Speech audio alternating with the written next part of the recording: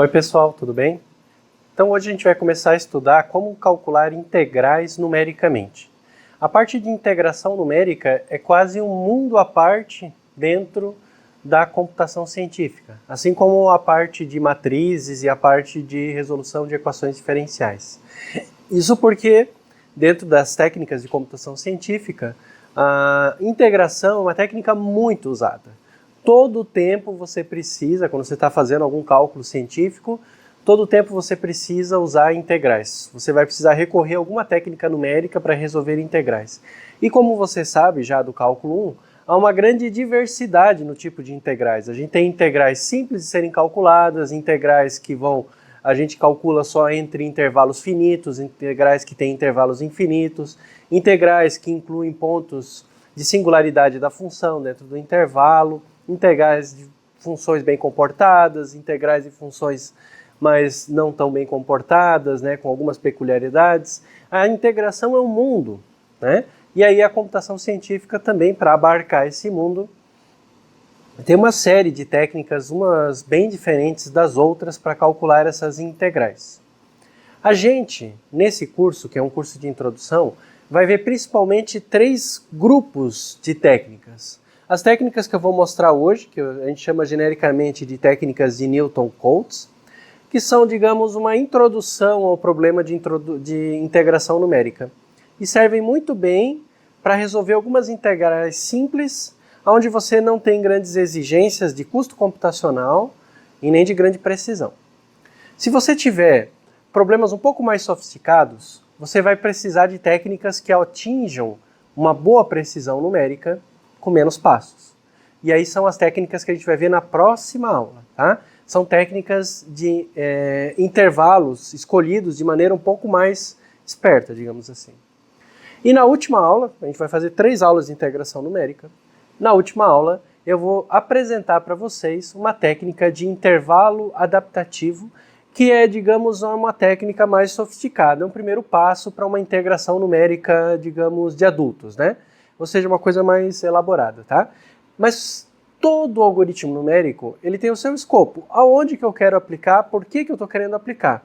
Mesmo essas técnicas que eu vou mostrar hoje, que são tidas como as mais simples possíveis para calcular uma integral, são muito úteis. Vale a pena você conhecer, vale a pena você implementar, porque, como eu disse, quando você quer resolver um problema simples e rápido, pode ser uma boa saída. Não tem por que complicar o que pode ser resolvido com algoritmos simples, tá? Mas é bom você saber que há técnicas bem mais sofisticadas.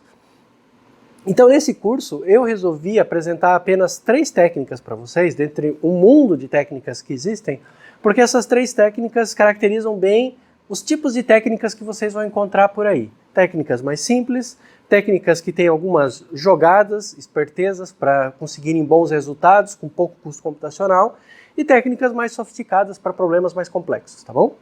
Então vamos dar uma olhadinha na questão da integração numérica, antes de eu apresentar o algoritmo, né? Por que que a integração numérica é tão importante dentro da computação científica? Por 3 razões, eu diria, principalmente. A gente falou um pouquinho disso na introdução do curso, quando eu apresentei a computação científica. A primeira razão é que você pode ter que calcular uma integral de uma função muito complicada, que o resultado analítico seria uma expressão super complicada e que não há necessidade de trabalhar com uma expressão exata, porque você só quer um resultado rápido e aproximado. Então, ao invés de você usar isso e colocar dentro do seu programa essa solução analítica super complicada, você calcula numericamente com um algoritmo rápido, seguro e que dê o resultado que você precisa. Esse, na verdade, é o motivo menos comum de você querer usar a integração numérica. Os motivos mais comuns de se usar a integração numérica são outros 2. O primeiro são problemas em que você, de fato, não tem uma integral analítica para usar. Aí você não tem saída, você só pode recorrer à questão numérica. Aqui tem um exemplo de uma função bem simples, que é a função de distribuição normal gaussiana, que se estuda bastante em estatística, que é uma função, apesar das constantes que estão aqui, é uma função simples, é uma função do tipo e na menos x quadrado, e eu falei disso na aula de introdução desse curso, né? É uma função que, se você tentar calcular a integral definida num certo intervalo, você não consegue, não tem expressão analítica. Você só consegue calcular o resultado numericamente. No entanto, é uma função muito importante, porque para você calcular a probabilidade de um evento acontecer, você vai precisar calcular a integral no intervalo definido. Então, todo mundo que lida com estatística precisa do resultado dessa integral. E ele tem que ser feito numericamente. Esse é um grande motivo para se usar integrais numéricas. Outro motivo parecido com esse é quando você tem no seu programa uma integral, uma função que você não sabe a priori. Quem vai passar a função para você é o usuário. Então você também não tem uma expressão analítica. Ela até pode existir. O usuário, eventualmente, pode até conhecer a expressão analítica. Mas por alguma razão ele está passando a expressão e vai ser feito o cálculo da integral dentro do programa. Isso é muito comum, tá?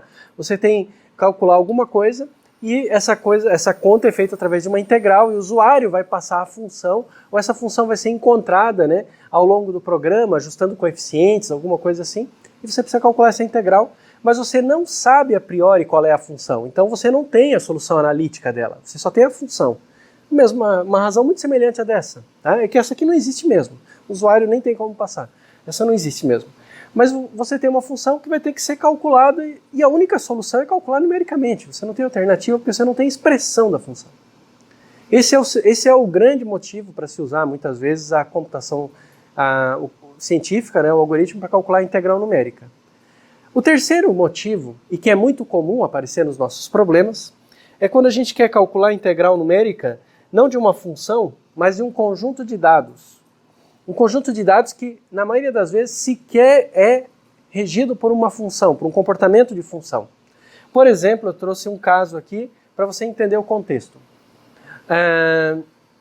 O consumo, né, energético aí do mundo, tem umas unidades aqui que não importam para a gente, porque a gente quer preocupar no algoritmo. O consumo energético do mundo, em função do ano aqui, né, 1800, 1900, 2000, né, e o tipo de matriz energética. Então, carvão, óleo, né, óleo, gasolina, petróleo, etc., né, que se tira de óleo, né, gás natural, tá? Comparando aqui o consumo das três fontes, né? Então, antes de 1900, primordialmente carvão, depois entra muito pesado o petróleo e o gás natural, duas fontes que se extraem juntas praticamente, né? Então tem o consumo ao longo do período. E depois uma expectativa, né, uma projeção, né, a gente está aqui, né, ano, mais ou menos aqui, 2020, uma expectativa para o que deve acontecer no futuro. Eu acho que ele está esperando um apocalipse zumbi que não vai mais precisar de energia no futuro, né? Ele está contando que vai ser energia natural, né? Claro, né? Eu acho que é bastante questionável essa curva aí, mas enfim, não vamos entrar nessas questões. O importante para a gente é o seguinte, alguém poderia perguntar, o petróleo vai acabar. A gente tem tanto de petróleo. Quanto que já foi consumido? Quanto que petróleo sobra para eu fazer essa projeção aqui, né? Para o apocalipse zumbi. Então, se eu quiser calcular quanto petróleo já foi consumido, quanto óleo foi consumido, eu vou ter que calcular a área dessa curva escura aqui, desse azul escuro. Né? Porque a área desse azul escuro é o consumo por ano integrado ao longo de todos os anos. Então, se eu tenho o consumo anual vezes o período que isso foi usado, né, eu vou ter o consumo total. E aí, se eu sei que eu tenho tanto de reserva de petróleo e eu já consumi tanto, me sobra outro tanto. Mas para eu calcular essa área, eu vou ter um problema aqui, porque não existe uma função que descreva aquilo ali. Aquilo ali é resultado de economia, de extração, de um monte de coisa. Não tem uma função, não existe uma função na natureza por quanto a gente consome de petróleo, né? A gente tem os dados apenas, a gente tem uma tabela com uma série de dados. Então, para eu calcular essa integral, eu vou precisar de um algoritmo que de fato não dependa de função, porque não existe função ali. Então eu vou ter que usar um algoritmo capaz de pegar um conjunto de dados e calcular a integral desse conjunto de dados. Esse é o segundo grande motivo pelo qual a gente calcula integrais numericamente. Eu vou mostrar para vocês como é que se faz isso com esses algoritmos, tá? Existem algoritmos mais específicos, mais, digamos, trabalhados para esse problema, algoritmos mais trabalhados para o problema de calcular uma integral de uma exponencial, e algoritmos mais trabalhados para calcular a integral de uma função qualquer, etc. E como eu disse, é um mundo da integração, tá? Mas o importante é você entender isso, que existem esses três grandes problemas de integração numericamente. Dois deles são esmagadoramente mais comuns, que é quando você não sabe a solução analítica, ou você não pode ter à mão a solução analítica, tanto faz, o fato que você não tem ela, então vai ter que integrar numericamente. ou quando você tem um conjunto de dados, tá bom? Vamos dar uma olhadinha então. O primeiro conjunto de técnicas aí para se calcular uma integral numérica, que são as chamadas técnicas de Newton-Cotes. Você já viu essas técnicas na realidade? Pelo menos uma introdução a essas técnicas na realidade quando você fez cálculo 1. Porque a integral, no cálculo, ela é apresentada aos alunos como um problema de calcular áreas, né? A integral não precisa ser um problema de calcular áreas, né? Mas na prática, né, a gente apresenta assim para os alunos porque é bastante intuitivo entender isso. Eu tenho essa expressão aqui, eu tenho essa curva f de x, que é a função, e eu quero calcular a área debaixo dessa função. Então lá no cálculo, né, você recorda, o professor deve ter explicado, se ele fez essa abordagem, né, é uma escolha pedagógica, né? Se ele fez essa abordagem, ele deve ter explicado para você que se você tem uma função qualquer e você quer calcular a área debaixo dessa função, uma coisa que você pode fazer para calcular a área é dividir essa função em vários trechos pequenos, vários trechinhos, né? E aproximar cada intervalo por uma reta. E aí você calcula a área desse retângulo. A área desse retângulo é aproximadamente a área que está ali debaixo. Se eu somar tudo, eu vou ter a área total, né? Então, a essência desse cálculo de integral está em eu pegar um trecho da minha função, aqui eu dei um tamanho grande, eu dei uma exagerada para ficar bem visível o que a gente está fazendo, né? Pegar um trecho e passar uma linha reta aqui. A gente também pode passar a linha plana aqui, calcular no ponto médio. Há várias abordagens. Vamos nos preocupar com essa daqui primeiro. Eu calculo uma linha reta e eu vou dizer o seguinte: a área dessa figura que eu tenho aqui é aproximadamente igual à área subentendida pela função. Quanto mais a minha função for parecida com uma reta naquele pedaço, melhor é a minha aproximação. Quanto mais curva for a minha função, quanto mais ela variar, pior vai ser a minha aproximação. Eu posso ter alguns casos bastante ruins, né? Você já pode até imaginar, questão de desenho, de geometria. Eu posso ter uns casos assim, onde a minha função ela varia um monte, né? E aí eu quero calcular a integral daqui até aqui, eu vou calcular aproximando assim, né? Então é claro que ficou horrível, porque eu peguei dois pontos que não representam a variação da minha função, né? Então é óbvio que a integral vai ficar horrível, né? Daí nesse caso você tem que dividir em vários subintervalos, etc. Isso está bastante claro, né? Para quem fez uma disciplina boa de cálculo 1, é bastante evidente. Esse é o ponto de partida da integração numérica. O que a gente vai fazer é o seguinte: dizer que a área debaixo da curva é aproximadamente a área da figura aqui, né? Guardadas as devidas precauções aqui para não ter um erro grande. Depois a gente se preocupa com ele. Nesse caso, a área da figura é bem fácil de calcular, porque isso aqui é um trapézio, né? A figura de um trapézio deitado, um trapézio retangular, né? Ou um trapézio reto também, né? O trapézio é essa figura aqui, né? Você lembra bem dessa figura, né?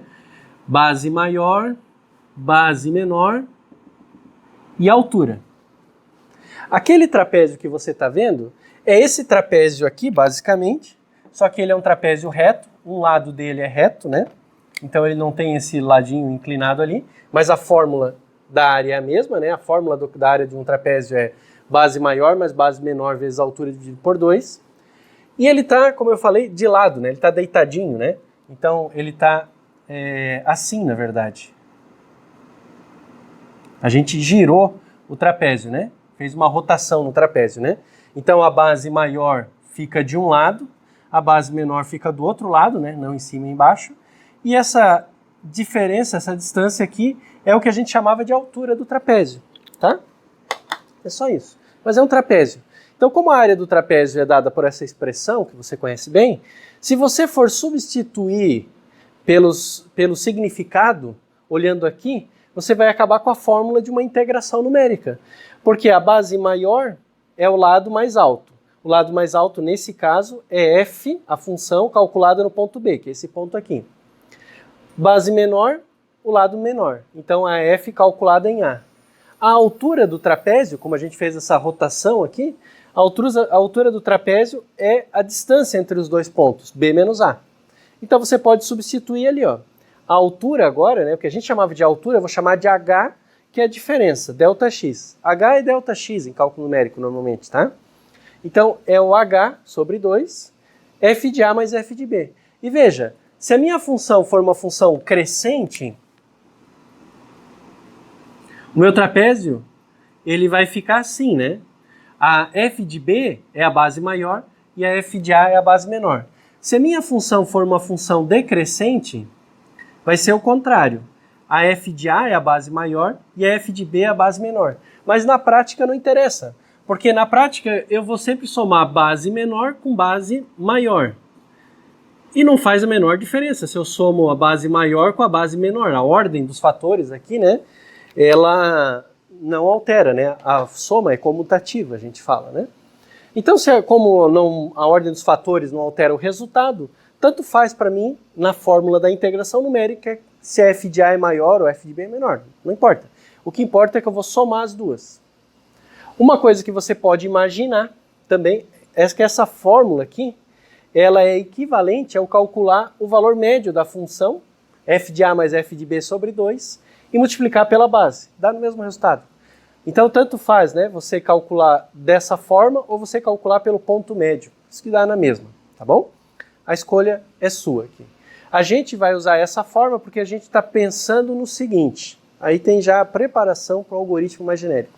A gente está pensando em usar a função amostrada num ponto, usar a função amostrada no outro ponto. Então fica mais natural esse desenho do que o do ponto médio, porque daí o do ponto médio ficaria implícito um primeiro passo que seria calcular o ponto médio, depois multiplicar isso pelo ΔX ali, pelo H, tá? A questão de interpretação, detalhes, tá? A gente vai usar essa expressãozinha aqui para calcular. E é chamada regra do trapézio. Naturalmente, eu tenho só um intervalo desenhado aqui. Quando você tem um intervalo bem grande, você vai fazer, como eu indiquei antes, dividir vários trapézios. E você vai ter uma aproximação melhor. Mas a essência do algoritmo é essa, tá? A essência é essa daqui. Tá bom. Esse algoritmo, ele é simples, é muito bom para... Quando você quer calcular uma integral rápido, esse algoritmo é uma maravilha. Inclusive, até serve para suas provas de outras matérias. O professor pediu para você calcular uma integral lá, de tanto até tanto da função. Né? Vamos voltar lá, digamos em cálculo 1.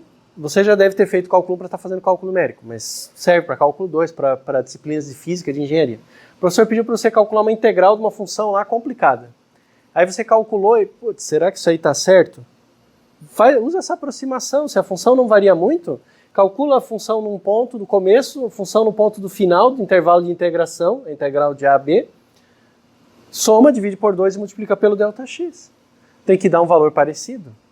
Tá? Tem que dar um valor semelhante, a menos que a função tenha variado muito, né? Como aquele caso que eu mostrei. Mas se não for isso, o valor tem que ser parecido. Se a tua conta lá deu 1.000 e a tua integral numérica deu 800, tá bom, vai para frente. Tá? Agora, se a tua conta deu 1.000 e a tua integral numérica deu 1, aí opa, acho que eu fiz alguma coisa errada, vou procurar onde está o erro. Tá? Então, é uma conta rápida, eficiente, que serve para muitos propósitos. Mas não serve para tudo, evidentemente, né? A gente tem várias situações de computação científica. Ela tem alguns problemas. Primeiro problema, não estima o erro. A gente precisa ter uma estimativa de erro. Na maioria das vezes que está calculando a integral numérica, eu preciso saber como é que o erro está se comportando. Assim como quando eu estava procurando a raiz de uma função por um método iterativo. É complicado, eu não tenho nenhuma ideia do erro, né? Então eu preciso ter alguma noção de erro. Essa maneira como eu apresentei aqui não tem. E ela tem um erro grande, intrinsecamente grande, porque a função é aproximada por uma reta. A maioria das funções não é uma reta, ela sempre tem alguma curvatura. Então, se eu pudesse, ao invés de aproximar aquela função por uma parábola, eu já ia melhorar muito o meu resultado, porque a parábola eu poderia ajustar a curvatura da parábola, né? E eu ia ganhar um pouco mais de precisão nessa conta, tá? Então, é interessante a gente pensar em como melhorar esse algoritmo. Para melhorar esse algoritmo, se a gente continuar com essa interpretação geométrica, a gente está lascado, não tem muito por onde ir. Agora, a gente pode pensar em outras coisas. E uma das coisas muito interessantes que a gente pode pensar para melhorar esse algoritmo é lembrar que essa reta aqui nada mais é do que uma interpolação de Lagrange de ordem 1. Né? Uma interpolação de Lagrange, onde eu uso uma reta para interpolar a função f de x. Eu tenho dois pontos dados. Olha só, isso aqui é importante, é uma coisa que às vezes passa rápido nos livros de cálculo numérico. Você, quando vai calcular a integral numérica, você não vai precisar da função inteira, da f de x, nos infinitos pontos. Você vai usar só a f em alguns pontos. A grande sacada dos algoritmos de integração numérica é quais pontos eu vou usar e como eu vou usar. Tá? No final, todo algoritmo de integração numérica, eu vou falar isso de novo mais adiante, mas não custa eu já reforçar aqui. Todo algoritmo de integração numérica, ele nada mais é do que eu pegar a função f de x, calcular ela dentro de alguns valores no intervalo, tá? Então eu vou calcular a minha função f de x dentro de alguns pontos desse intervalo, incluindo os extremos, mas eu posso calcular dentro de mais alguns pontos, quantos eu quiser. Multiplicar por um certo valor de correção, porque eu estou aproximando a integral, né? Então eu vou multiplicar por um certo peso, a gente chama de W. E somar tudo. Todas as integrais numéricas são isso daqui. A grande sacada dos algoritmos é como é que eu calculo o peso, como é que eu calculo o xi. Bom, o que isso tem a ver com a nossa conta aqui? Por que eu adiantei isso? Porque eu quero que você tenha bem claro na sua cabeça que você não vai precisar da expressão da f. Se você precisasse da expressão da f, você não estaria fazendo algoritmos de computação científica. Você estaria resolvendo um problema de cálculo, porque você ia pegar a expressão da f e manipular. O que você quer é a f calculada em alguns pontos, tá claro? Então aqui eu só preciso da f calculada em A, da f calculada em B. Não me importa o resto da f. Então eu vou pegar o valor da f em A, o valor da f em B e vou interpolar uma reta. É o que o método de Lagrange faz. O método de Lagrange, ele abre mão de conhecer a função toda, ele pega só alguns pontos e interpola um polinômio, que pode ser uma reta. Então a gente pode ver isso daqui da seguinte forma, olha que forma interessante de ver. Que o método da regra do trapézio, ele nada mais é do que, ao invés de eu usar a f, eu usar um polinômio de Lagrange. No caso, um polinômio de Lagrange de ordem 1. A expressão de um polinômio de Lagrange de ordem 1 é essa daqui, né? y0 vezes o L0 calculado em x, mais o y1 vezes o L1 calculado em x. Se você não lembra disso, volta ali para a aula do método de Lagrange, dá uma revisadinha naquela aula para você se lembrar do método de Lagrange. Mas esse é o polinômio de Lagrange, a reta de Lagrange, quando eu tenho esses dois pontos eu quero passar uma reta. Lá na aula de Lagrange eu falei que a interpolação de Lagrange, ela tem um erro associado. A gente vai interpolar um polinômio, não vai passar exatamente em cima da função. Então vai ter um erro. A gente tem uma expressão para aquele erro que lá a gente não usou, mas aqui a gente vai usar um pouquinho mais. Então eu posso dizer que a f, na verdade, é igual ao polinômio mais o erro. Claro que é igual, né? Assim é fácil, né? Eu passo um polinômio, aonde se desvia, eu chamo de erro. E digo que se eu somar o polinômio com o erro, dá a função. É claro, né? Sempre vai ser assim. A função verdadeira é a minha aproximação, mas o quanto eu errei? Tem dificuldade, né? Agora, a grande jogada está em fazer o seguinte. Ao invés de eu calcular a integral da f de x de A até B, eu vou calcular a integral do polinômio de Lagrange de A até B. E a integral de polinômio é uma moleza, né? Qualquer pessoa calcula a integral de polinômio, né? E eu ainda tenho a integral do erro. A do polinômio, como eu disse, é uma moleza. Você pega a expressão do polinômio de Lagrange e joga aqui, é uma função de primeiro grau. Então você calcula a integral, substitui os limites, vai dar a expressão exatamente do trapézio. Vai dar a expressão do trapézio, a regra do trapézio, que era o que a gente já previa, né? Então você pode manipular para testar, para ver se é isso mesmo, mas você vai terminar com a fórmula do trapézio. E o interessante é que você pode ir lá no método de Lagrange e pegar a expressão do erro, tá? E jogar na integral. Quando você for jogar a expressão do erro na integral, vai sair uma expressão que não tem solução analítica perfeita, mas ela dá uma indicação para a gente de quais são os fatores que importam no erro. E vamos interpretar isso. O livro coloca nessa notação que você está vendo aqui, ó. O erro, ele vai depender do h ao cubo, do tamanho do intervalo ao cubo, dividido por 12, vezes a segunda derivada da minha função, calculada num ponto xi. O ponto xi é um ponto qualquer dentro do intervalo. Eu não sei qual é esse ponto xi. Esse é o problema do método de Lagrange. Esse xi já estava lá no algoritmo antes. Mas eu não preciso saber quanto que é o xi. Isso que é o interessante. Porque essa expressãozinha do erro aqui, deixa eu ver aqui se ele dá. Essa expressão aqui que ele deu pra gente, do erro, ela tem duas coisas muito interessantes e que vão nos ajudar muito a entender o erro da integração numérica. A primeira questão é o h ao cubo. H é o tamanho do intervalo. Então, como eu disse para você, se você vai calcular uma integral numérica mesmo, né? O que você vai fazer é o seguinte, a gente estava olhando um intervalinho só, mas a gente nunca integra num intervalinho só, né? A gente vai fazer o seguinte, a gente vai pegar e vai dividir a nossa integral em mais intervalos. Aí eu vou aproximar a minha integral primeiro por esse intervalo aqui, aqui e aqui. Então eu tenho 3 intervalos para calcular a integral numérica. O h é isso daqui, é o ΔX, né? h é o ΔX da minha integração. O que aquela fórmula está dizendo é que o erro cresce com h ao cubo, ou de uma maneira otimista, porque você sempre pode olhar o copo como meio cheio ou meio vazio, né? Uma maneira otimista. O erro cai com h ao cubo. Então, significa o seguinte, se eu calcular a integral com 3 intervalos, nesse caso, eu vou ter um valor de erro. Se eu dobrar o número de intervalos, dobrar, e tiver agora, não 3, mas 6 intervalos, o meu h cai por 2. Né? Meu h fica dividido pela metade. É a metade do que eu tinha antes. Se o h cai por 2, o erro que depende de h ao cubo vai cair porque como h, né? O erro depende de h ao cubo. Mas agora eu não estou usando o h original, eu estou usando um h'. Um h' que é o h sobre 2. Eu dividi pela metade o meu intervalo, né? Então o meu h' é o h original, tamanhão, dividido por 2. É metade do tamanho. Só que ele depende ao cubo. Então eu vou ter o meu erro original, h ao cubo, dividido por 2 ao cubo, que é 8.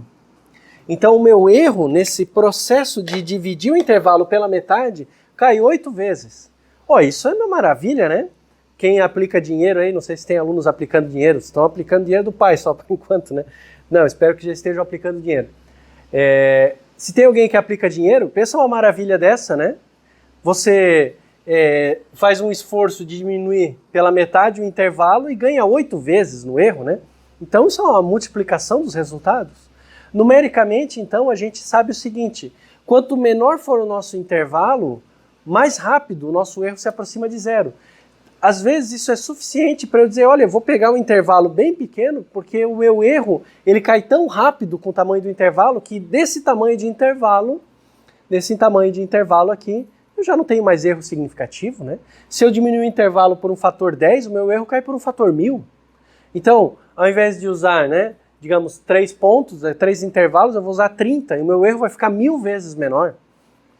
Então é uma maravilha isso aí, tá? Então na integração numérica, o método trapézio, ele cai com h ao cubo.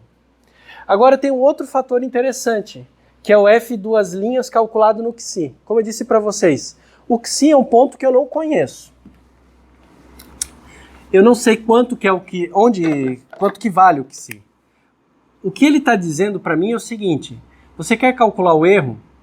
Pega a sua função no intervalo onde você está integrando, que é de a até b, né? E calcula lá, né, o h ao cubo sobre 3, vai dar um número, né? E você vai multiplicar por o erro verdadeiro, vai ser a função, a f de x, calculada em algum ponto xi, que pode ser qualquer ponto aqui dentro do intervalo, tá? Pode ser qualquer ponto. Então eu vou calcular. Só que não é só a função, não é a função, vou fazer um x aqui, não é a função. É, na verdade, a segunda derivada da função. Segunda derivada dela. Tá? Olha, se é a segunda derivada, significa o seguinte, que se a minha função for uma reta, Qual é a segunda derivada de uma reta? É zero, né? Ax mais b. Calcula a derivada, dá a. Segunda derivada, zero. Então significa que se a minha função for uma reta, eu vou ter erro zero. É claro que eu vou ter erro zero se a minha função for uma reta. Porque se a minha função é uma reta, e eu uso o método do trapézio para calcular a integral da função, a função que eu vou interpolar vai ser a própria reta, né? A menos que eu interpole errado. Então é claro que o erro vai dar zero. Opa! É um resultado óbvio. É um resultado óbvio, mas é bom você ver quando essas coisas saem da manipulação. E se a minha função não for uma reta? Isso serve para alguma coisa? Serve. Serve. Porque significa o seguinte, que se a segunda derivada não varia muito no meu intervalo, então o erro também vai ficar pequeno. Tá? Então funções mais constantes, mais próximas de reta, que não tem curvatura, são melhores de serem integradas numericamente com a regra do trapézio. Algo que a gente já tinha visto geometricamente, mas não tinha saído de uma manipulação, né? Tá? E outra coisa interessante é o seguinte, eu não sei quanto que é o Xi, eu sei que é um ponto aqui dentro. Então eu posso fazer o seguinte, olha, já que eu não sei quanto que vai ser o Xi, eu vou pegar e vou calcular, vamos dizer que essa daqui era, não a f, mas essa daqui era a segunda derivada da f, tá? Eu vou fazer o seguinte, eu vou pegar o maior valor da segunda derivada. Então esse daqui vai ser o máximo da segunda derivada da função no intervalo em que eu estou integrando. E ele com certeza vai ser o máximo da segunda derivada calculada, vai ser maior do que a segunda derivada calculada no Xi. Eu estou dizendo para você o seguinte, eu não sei quanto que é a segunda derivada no Xi, mas não importa. Eu vou usar o maior valor que a segunda derivada pode ter naquele intervalo. Assim eu vou sobreestimar o erro. E é bom eu superestimar o erro do que eu subestimar o erro, né? Se eu superestimo o erro, então eu digo para você, olha, o erro é 1%, mas na verdade o erro era menos que 1%, era 0,5%. A gente já viu isso quando a gente estava calculando raízes com os métodos interativos, tá? A gente, quando não pode calcular o erro exatamente, ou com um resultado bem aproximado, bem bom, a gente superestima. Claro, também não vai chutar, né, o pau da barraca, jogar o erro lá para cima, né, um valor absurdo. Ah, o erro é 2.000%. Não, vamos superestimar, mas com alguma razoabilidade, né? A razoabilidade é dizer o seguinte, eu precisaria calcular a segunda derivada em algum ponto do intervalo, mas eu não sei qual é o ponto do intervalo, não sei quanto que é Xi. Então eu vou pegar o valor máximo dela. Isso já é suficiente para ter uma superestimativa. Tá bom? Então essa expressão aqui ela é interessante do erro. Ela não nos diz quanto que é o erro, mas ela nos ajuda a construir um limitante superior para o erro e entender como o erro depende de algumas características da função que a gente está integrando. No caso, a função não varia muito a segunda derivada, a função mais próxima do constante, né, mais próxima de uma reta, né? E a minha integração tem intervalos pequenos, tá bom? Agora, o mais interessante disso daqui não é nem isso ainda. É que a gente criou um procedimento. Talvez você não tenha notado, mas a gente criou um procedimento agora que a gente pode generalizar. A gente, se quiser maior precisão, ao invés de fazer uma interpolação de reta, agora vai fazer uma interpolação de parábola. E aí a função que eu interpolar, a parábola, vai ter uma curvatura que vai se encaixar na curvatura da função, porque eu estou interpolando, né? Se eu quiser maior precisão, eu posso passar uma função de terceiro grau, uma função de quarto grau e assim por diante. Bom? Antes de mostrar para você como é que vamos fazer a generalização, então, que você já entendeu o processo, vamos só olhar um caso para calcular uma integral numericamente, para você ver o passo a passo dessa integração, tá? Então vamos fazer o seguinte, vamos calcular numericamente a integral daquela função 1 sobre 1 mais x. O resultado já está ali no quadro para você, já está ali no slide para você ver, tá? Eu vou fazer o passo a passo aqui no quadro, tá? Mas os resultados já estão aqui. A aproximação que a gente vai obter vai dar 0,750.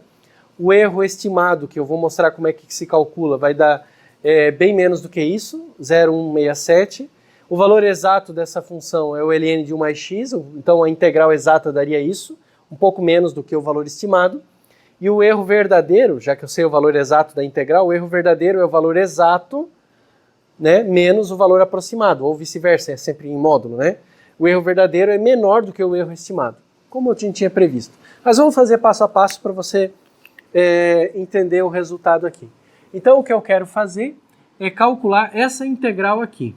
A integral de 0 até 1, de 1 sobre 1 mais x dx. Uma integral simples que, como você sabe, eu já até botei ali, né? Essa integral, ela tem um resultado analítico, né? É o ln de 1 mais x, é bem fácil de ver isso pela mudança de variáveis, né? Você bota uma variável u igual a 1 mais x e integra em relação a 1, vai ser bem fácil de calcular. Então ela tem um resultado analítico. Claro que a gente não iria normalmente calcular numericamente. Eu estou fazendo para a gente poder comparar, tá? Como é que eu calcularia numericamente? Eu vou precisar usar a fórmula, a equação da regra do trapézio, tá? Essa expressão ali. Só que a expressão da regra do trapézio, do jeito que está aqui, não me serve. Porque do jeito que está aqui, ela está dando um resultado exato, igual, ó. A integral é igual, quando eu coloco igual em matemática, é igual. Igual a aproximação menos esse erro. Como eu não sei quanto que vale o que sim, eu não sei calcular igual. Então eu vou dizer o seguinte, a integral, pela regra do trapézio, ela vai ser aproximadamente h vezes f de a mais f de b, tudo isso dividido por 2. A expressão da regra do trapézio que a gente já tinha visto. E a integral, o erro da integração, ele vai ser definido, aqui é uma definição, como h ao cubo vezes o maior valor que a segunda derivada tem no intervalo que eu estou buscando. Só que o erro é sempre em módulo. Ah, tem um 12 ali ainda, né? H ao cubo sobre 12. Só que o erro é sempre em módulo. O H é positivo, porque é o tamanho do intervalo, então ele sempre vai ser positivo. Como o erro é sempre em módulo, eu vou procurar o maior valor que a função tem em módulo. Porque não me interessa erros negativos ou qualquer coisa assim, tá? Então eu vou dizer que o erro dessa minha integral, ele é definido, ele é igual a isso daqui. A minha integral, o valor exato seria integrar, o ln. Então a minha integral é aproximadamente isso daqui. Ela não é igual a isso aqui é uma aproximação. E o erro vai ser definido como sendo isso daqui. Isso aqui é o erro que eu vou calcular. Não é que o erro verdadeiro seja isso, porque o erro verdadeiro seria, como já mostrei para você, pegar o valor estimado, subtrair do valor, pegar o valor aproximado, subtrair do valor exato, né? E aí eu teria o erro verdadeiro. Mas se eu soubesse o valor exato, eu não precisava calcular numericamente, né? Tá bom? Então essa daqui é a regra do trapézio, digamos, completa, onde eu não tenho apenas uma regra de aproximação, eu tenho também uma maneira de calcular o erro. Vamos começar calculando aqui então. Então, o H, para a regra do trapézio, ele vai ser B menos A. B menos A vai ser 1 menos 0, que é 1. Beleza, o H vale 1 nesse nosso caso. Se eu mudar um limite de integração, mudo o H. Aí eu posso calcular a minha integral. Antes de eu calcular a integral, vamos deixar separadinho aqui, né? Então o H vale isso. Para calcular a integral, eu também vou precisar do f de A. O f de A, ele é a função calculada no ponto zero. A função calculada no ponto zero não é integral, é o integrando. Então, a função é 1 sobre 1 mais x. 1 mais 0, que é 1. A função calculada no ponto B, que é f de 1, que é 1, 1 mais 1, que é 0,5. Agora tá fácil, né? É só eu substituir tudo no valor da integral. Então,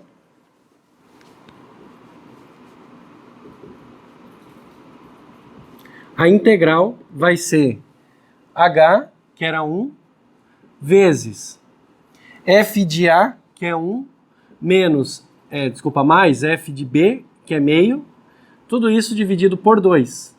Esqueça frações aqui, tá? No cálculo numérico, ficar trabalhando com frações é um apego ao cálculo normal, porque não existem frações no computador, só pontos decimais. Então esquece as frações no cálculo numérico. Eu sei que é muito tentador trabalhar com frações aqui quando elas são pequenas, mas esqueça. Não vale a pena você se apegar a coisas que são do cálculo normal, analítico. Aqui a gente trabalha numericamente e o computador não trabalha com frações. Isso daqui vai dar 1.5 dividido por 2, né? 1.5 dividido por 2 é 0.75. Quantas casas eu escrevo? Porque ali você botou 0,750, professor. Então, quantas casas eu escrevo depende do erro que eu vou ter, né? Se o meu erro for de uma unidade, o 5 já não tem mais sentido, nem o 7 tem muito sentido. Se o meu erro for 10 a menos 5, eu vou botar um monte de zeros, até ter 5 casas aqui, né? Então vai depender do erro. Eu não calculei o erro ainda. Então deixa assim por enquanto. Depois a gente dá a resposta final. Quinto passo, eu estimei a minha integral. Desculpa. Isso aqui é aproximado, né? Eu estimei a minha integral. Agora eu vou calcular o erro. Então o erro é o h ao cubo, o h eu já tenho, é 1, dividido por 12. Então 1 sobre 12. Para calcular o erro, eu vou ter que calcular esse máximo da segunda derivada. Então, qual é a segunda derivada? F de x é 1 sobre 1 mais x. Isso significa que a primeira derivada, eu vou precisar da segunda, né? A primeira derivada, você pode olhar isso daqui como sendo 1 mais x elevado a menos 1, né? Essas coisas aqui, né? Quando eu derivo isso daqui, eu vou ter o quê? O expoente vem para frente, tira 1. Então eu vou ter 1 mais x. Opa! Vamos aproveitar os espaços que a gente tem no quadro aqui, né? Isso daqui é igual a 1 mais x na menos 1.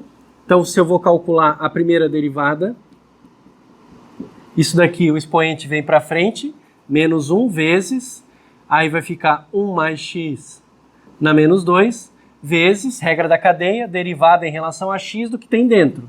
Derivada em relação a x do que tem dentro é o próprio 1, vai dar 1, né? Porque não que é o próprio 1 ali, né? Derivada, se eu calculo isso daqui, né? d dx de 1 mais x. Derivada em relação a x de 1 dá 0, de x dá 1. Então dá 1 ali. Então isso daqui vai dar simplesmente menos 1 sobre 1 mais x ao quadrado. Não é muito difícil você ver que a segunda derivada vai ser menos 2 indo para frente, que vai encontrar um menos 1, vai ficar positivo, vai ficar um cubo ali, né? Opa! Olha o cubo aqui. Tranquilo, né? Perfeito, essa é a segunda derivada. Agora, o que eu quero é calcular o máximo do módulo da segunda derivada no intervalo de integração. Se você reparar, entre 0 e 1, essa função é sempre positiva. Então, o máximo da segunda derivada em 0 e 1 não é máximo da segunda derivada em qualquer lugar. É no intervalo onde eu integro, né? Em 0 e 1, ele vai ser o máximo simplesmente dessa função. 2, 1 mais x ao cubo. Agora, gente, um número dividido por uma função 1 mais x ao cubo é uma função decrescente, né? Uma função decrescente com uma cara, quando x vale 0, né? Uma cara assim, né? Então, entre 0 e 1, o máximo está em 0. Tá? Aqui em 0. Aqui vai estar o máximo. É bem óbvio por essa função que a gente tem aí. Ela tem uma descontinuidade em menos 1, né? X igual a menos 1. Mas a gente não está integrando ali. A gente está integrando de 0 a 1. Então, é óbvio que o máximo dessa segunda derivada, naquele intervalo do módulo, né, vai ser a função calculada, o máximo, vai ser a própria f duas linhas calculada no ponto zero. Isso vai ser o máximo. O máximo vai ser a f duas linhas calculada em zero. A f duas linhas calculada em zero é uma moleza, é 2. Né? X valendo zero dá 2, né? Bom, então eu posso calcular agora, bem fácil, a estimativa de erro. O erro da minha integral vai ser h ao cubo, que é 1 ao cubo, sobre 12, vezes 2. Isso daqui é 1/6, também conhecido no cálculo numérico como 1, meia, meia, meia, e assim por diante. Então está aqui o erro. Portanto,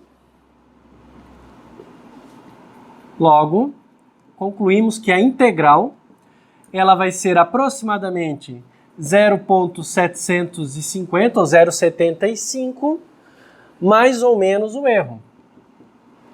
A gente pode deixar como 0,17, porque seria bem ruim colocar o erro já para 0,2, né? Eu poderia passar para um dígito aqui. Alguém poderia perguntar, né? Professor, não seria mais interessante eu usar um dígito significativo, já que o erro está uma casa depois da vírgula? Nesse caso, você passaria o resultado para isso daqui, né? Olha, eu vou responder, olha, talvez, se você preferir, né, pensar nisso, né, que o erro está uma casa depois da vírgula, mas eu prefiro, é uma questão de gosto, eu prefiro trabalhar com duas casas o erro, não com um dígito significativo só. Eu acho que faz sentido falar de erro com erro com 2, 3 dígitos significativos. Erro com 5 dígitos significativos já fica uma coisa esquisita. Mas é gosto pessoal. Eu acho bastante razoável 2 dígitos significativos para o erro, tá? Se o meu erro tem 2 dígitos significativos, então o meu número vai até a segunda casa significativa do erro. Então o meu número aqui vai até o 5 nesse caso, porque a segunda casa do dígito significativo do erro está em 10 a menos 2. Então vai até 10 a menos 2, até a segunda casa depois da vírgula, tá? Então eu diria para você o seguinte, bom é isso daqui. Isso daqui é meio ruinzinho, tá jogando informação fora, tá? O erro não é 0,2, o erro está mais para um 0,17, né? Se eu quiser botar 0, 1, meia, meia, meia, meia, meia, infinitas casas, aí já fica ridículo. Porque aí eu já não tenho essa precisão toda no erro, tá? De fato, o que corrobora essa visão que eu estou te passando é que se você calcular o erro verdadeiro está na segunda casa depois da vírgula aqui também, tá? Na maioria das vezes é isso que vai acontecer, vai ficar mais ou menos assim, tá? Então essa opinião que eu estou te dando não é só uma questão de gosto, é uma questão de prática. A gente vê isso acontecer em muitos casos, tá bom? Erro com duas casas, 2 dígitos significativos. Pega o erro com 2 dígitos significativos, vê aonde que está o segundo dígito significativo, escreve o seu número até aquela posição. 2 dígitos significativos até a segunda casa depois da vírgula, nesse caso, 5. Então também, tá? Deu para entender, né? Então, isso daqui é um resultado de uma integração numérica. A integral é aproximadamente 0,75 com essa margem de erro.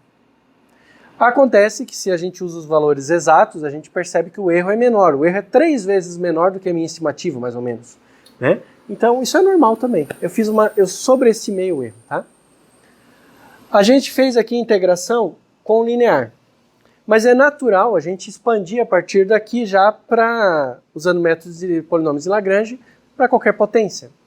Se a gente usar uma parábola, polinômio de Lagrange de grau 2, a gente vai desenvolver um método que já tinha um nome antes de fazer essa abordagem, que é o método de Simpson, do Thomas Simpson, tá? Bem antes de ter essa abordagem que eu estou passando para vocês, ele encontrou essa fórmula. Então a fórmula é o seguinte, eu vou querer passar uma parábola, mas como você já viu lá na interpolação de Lagrange, uma parábola é definida por 3 pontos, não por 2. 2 define uma reta, 3 pontos define uma parábola. Então, além do ponto A e do ponto B, eu vou precisar de um ponto no meio do intervalo. Ele não precisa estar exatamente no meio. Ele pode estar em qualquer lugar aqui dentro, vai ajudar a definir uma parábola. Mas como a gente não tem critério nenhum para definir a posição ainda, a gente vai escolher o ponto médio. Então, nós vamos usar A, B e a média de A com B. A mais B sobre 2. Vamos ter 3 pontos, portanto, vamos definir um polinômio de Lagrange de ordem 2. ele vai ter 3 polinômios auxiliares, um para cada ponto, que nem a gente viu lá em Lagrange. Vamos calcular a integral, vamos pegar a expressão do erro que a gente tinha para uma interpolação de Lagrange de ordem 2, vamos jogar tudo aqui dentro, fazer a integração desse negócio e termina com essa fórmula aqui, que estruturalmente é a mesma coisa da regra do trapézio, só que ela tem um termo a mais, né, uma potência a mais. Então a gente pode dizer que a integral de a até b da minha função é h sobre 3, onde h é o tamanho daquele intervalinho, agora não é b menos a, é o b menos a sobre 2, porque eu tinha 2 pontos aqui, né? Então o h vai ser esse pedacinho, tá? H sobre 3, antes a gente tinha um h sobre 2 na fórmula, tá? Vezes a função calculada no a função calculada no b, 4 vezes a função calculada no ponto médio. Lembra que eu falei agora há pouco? Toda integração numérica é substituir uma integral, que é calculado uma soma em infinitos pontos, por um somatório. Um somatório de um peso vezes a função calculada num ponto. A função calculada num ponto, nesse caso, são 3 pontos. Um extremo, outro extremo, ponto médio. O peso é, para o primeiro ponto, h sobre 3, para o segundo, 4h sobre 3, para o último, h sobre 3 de novo. Peso para cada ponto, especificação do ponto. Primeiro ponto do intervalo, último ponto, ponto médio. É sempre assim, integral numérica, tá? A fórmula do erro mudou bastante. Agora, ao invés de h ao cubo, eu tenho h na quinta. Ao invés da segunda derivada, eu tenho a quarta derivada da função, tá? E agora eu vou deixar como exercício para vocês calcularem a mesma integral que eu fiz aqui com o método de Simpson. Aqui a gente fez para o método do trapézio, tá? O que vai mudar? Você vai precisar da fórmula do método de Simpson só. Mas o jeito de fazer a conta é a mesma. Você vai calcular o h, que aqui nesse caso o h vai ser 0,5, porque o intervalo vai de 0 a 1, mas cada pedacinho é 0,5.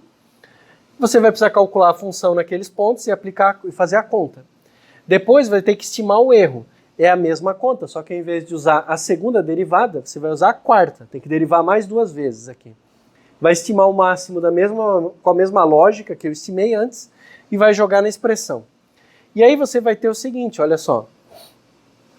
A gente pode pegar o valor exato e o valor verdadeiro, né? Então a gente vê que o resultado ficou muito melhor, olha ali.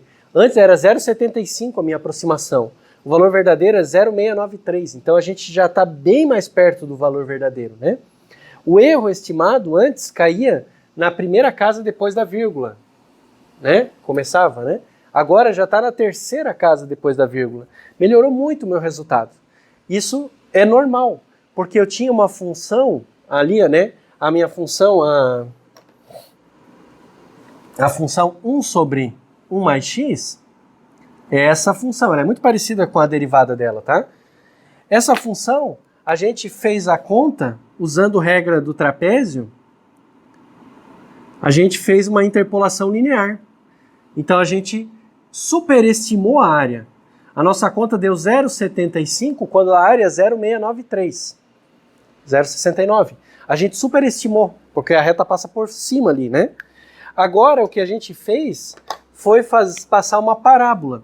Então a gente pegou um ponto médio agora, 3 pontos, interpolou uma parábola e calculou a área da parábola. E o resultado vai ser muito melhor, porque a parábola tem uma curvatura. A gente ainda está superestimando um pouquinho, podia até subestimar, a parábola podia ter comido um pouco a curva ali, né? Mas estamos superestimando um pouquinho, mas muito menos. O salto aqui é grande, porque você passa de fazer uma ajuste por uma reta ali, uma interpolação por uma reta, para uma parábola que se ajusta, né? Se adequa à função melhor, tá? Então a gente ganha bastante. De maneira que é o seguinte, na prática, ninguém usa a regra do trapézio no computador. A gente só vai usar a partir da regra de Simpson. A regra de Simpson é um polinômio de grau 2, eu posso usar mais alto. A regra do trapézio é aquela conta rapidinha de guardanapo feito na mão, tá? Não vale a pena. A regra do trapézio ela tem mais utilidade didática para você entender o procedimento do que prática. Na prática é pelo menos método de Simpson. Pelo menos método de Simpson. A gente pode ver o seguinte, que o método de Simpson, ele depende, né, o erro, da quarta derivada. Se você pensar em termos de polinômios, qual é o polinômio cuja quarta derivada vale 0? É o polinômio cúbico, né? O polinômio de grau 1, a segunda derivada vale 0. O polinômio de grau cúbico, a quarta derivada vale 0. Então a gente pode definir aqui, isso vai ser útil para comparar métodos bem diferentes uns dos outros, grau de precisão do meu algoritmo. O meu algoritmo vai ser o seguinte, o grau de precisão dele vai ser o grau mais alto do polinômio para o qual aquela técnica dá erro 0. O método de Simpson, eu posso integrar um polinômio de grau 3 que vai dar erro 0. Tá? Então a gente diz o seguinte, que o método de Simpson tem grau de precisão 3, porque polinômios de grau 3 dão erro 0. O método do trapézio tem grau de precisão 1, porque polinômios de grau 1 dão erro 0. E assim eu vou poder fazer para qualquer método de integração numérica, por mais diferente que ele seja disso daqui. Eu vejo, né, o erro dele, para qual polinômio que o erro dele vai para 0, eu defino o grau de precisão. Essas fórmulas que eu mostrei para vocês, elas têm esses nomes, método de trapézio e de Simpson, por uma questão histórica, porque foram chamadas assim historicamente. Mas elas foram encontradas por outros argumentos. Por exemplo, a regra do trapézio é um argumento geométrico. O de Simpson eu não sei qual foi o argumento que ele usou. Mas a gente pode generalizar esse processo da interpolação de Lagrange, e essa generalização fica conhecida como fórmulas de Newton-Cotes, tá?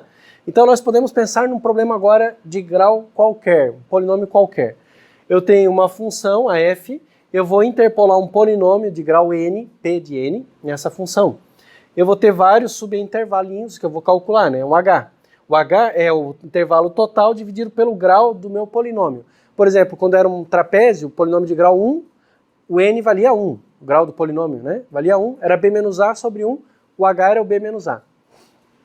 O método de Simpson, polinômio de grau 2, b menos a sobre 2. E assim a gente tem uma fórmula para o h. Depois, a partir do h, eu calculo a posição do x, porque o meu primeiro x, o x0 é o a. O x1 vai ser o x anterior mais h. O x2 é o x1 mais h. E assim por diante. Se você generalizar esse processo, você chega numa fórmula para o x, muito fácil. Fórmula para o x, no caso, na posição i, é o ponto inicial mais i vezes h, ou seja, quantos h's eu andei para o lado. Então eu sei, eu calculo h, a partir do h eu calculo quantos x eu tenho. Depois eu vou precisar calcular a função em cada um desses x e fazer a conta. Então f de x0 é y0, f de x1 é y e assim por diante. Então eu posso generalizar. Regra do trapézio, interpolação com uma reta, né, n igual a 1, polinômio de grau 1. A fórmula é essa, o erro é aquele. Simpson, a fórmula é essa, o erro é aquele. Para n, 3, também conhecida como regra de Simpson dos 3/8, porque eu tenho 3, 3 e 8 aqui, então ficam 3/8, mas não precisa, a gente chama só de n igual a 3. Eu vou ter uma fórmula assim, que é interpolar um polinômio cúbico. Interpolar um polinômio de ordem 4, essa daqui. Se você for na Wikipédia e digitar Newton-Cotes, você vai achar uma tabela enorme com esses coeficientes aqui. Isso aqui são coeficientes. 3h sobre 8 para o primeiro ponto, 9h sobre 8 para o segundo e assim por diante, tá? Você vai achar uma tabela enorme. A gente pode ficar com n igual a 4 aqui, que está de bom tamanho, porque a ideia é vocês entenderem o procedimento aqui, tá bom? A maneira de fazer a conta é sempre igual ao que eu fiz aqui. Tá? Então faz aquela conta ali, que eu deixei como um exercício ali para vocês, tá ok? Vamos só para entender um pouco melhor o algoritmo no seu contexto geral, dar uma comparada com uma função um pouquinho menos óbvia, né? Vamos calcular essa integral, a integral de seno de x de 0 a π sobre 4. O valor analítico também é bem fácil, né? Integral de seno, né? É isso daqui. Se eu for calcular, isso aqui pode ser como exercício. Se eu for calcular com os algoritmos que eu passei antes para vocês, então o exercício para vocês é pegar essas expressões e transformar nisso daqui, ó. Tá vendo isso, ó? Isso daqui é aquela expressão montadinha. Vê se você consegue chegar nesse resultado. Se você calcular para cada uma, você vai ter essas aproximações aqui, ó. Se eu comparar o valor aproximado com o valor exato, eu posso ver como é que está melhorando a minha integração. O valor numérico de cada grau aqui, né? E aqui o erro, que eu obtive o erro exato. Porque como eu tenho valor analítico, eu posso calcular o erro exato. O erro exato para quando eu uso uma reta dá 5%, claro, né? Ajustar um seno, interpolar um seno por uma reta, tenha misericórdia, né? Não dá. Se eu uso uma parábola, melhorou muito, mas o seno não é uma parábola. E se eu melhorar ainda um grau 3, um grau 4, vai melhorando o erro, tá? Então, de maneira geral, conclusão final aqui, né? A gente pode ir aumentando o grau dos polinômios. É claro que essa história de aumentar o grau do polinômio nem sempre é uma boa. Porque quando eu aumento o grau de um polinômio, eu preciso de mais pontos para calcular a função. E pode ser demorado numericamente para se calcular a função com graus mais altos. Tá? Mais interessante, às vezes, é você diminuir mais o intervalo. Ao invés de calcular um intervalo grande, faz subintervalos. Calcula método de Simpson para um intervalo, Simpson. E aí você tem um intervalinho pequeno. Como no método de Simpson, por exemplo, o erro depende do h na quinta, se você diminui pela metade, o seu erro cai 32 vezes, 2 elevado à quinta. Então você alcança um erro menor bem mais rápido, diminuindo os intervalos, às vezes, do que aumentando a potência do polinômio. Isso é uma questão de experiência e você pode escolher o que você acha melhor de ir testando, tá? A gente tem alguns problemas aqui que eu não falei ainda, tá? Um problema é quando você quer integrar dados. Você não tem a função. Porque aqui nesses algoritmos a gente vai ter que calcular f em pontos x específicos. Eles estão igualmente espaçados. Então quando eu tenho dados, eu não tenho a função, eu tenho duas alternativas. Você tem que ver, para cada problema que você tem, qual é a abordagem mais inteligente. Tá? Uma alternativa que você tem, muito comum as pessoas fazerem isso também, eu tenho um conjunto de dados que não estão igualmente espaçados. São 4 pontinhos, eu quero calcular a integral desse negócio. Você pode, por exemplo, usar um método de Simpson, um método trapézio. Aqui, aqui e aqui. Vai dar uma integral. O valor talvez não seja a melhor coisa do mundo, mas vai dar uma integral. Se eventualmente você tem um conjunto de dados que tem 2 espaçamentos diferentes, né? Por exemplo, eu tenho aqui alguns pontinhos num certo espaçamento e depois outros pontos aqui num outro espaçamento. Você pode usar, por exemplo, um método de Simpson aqui e um método de Simpson aqui. Aí você vai ter um resultado melhor já. Isso vai depender dos dados que você tem. Uma abordagem mais genérica seria o seguinte: interpola um polinômio de Lagrange,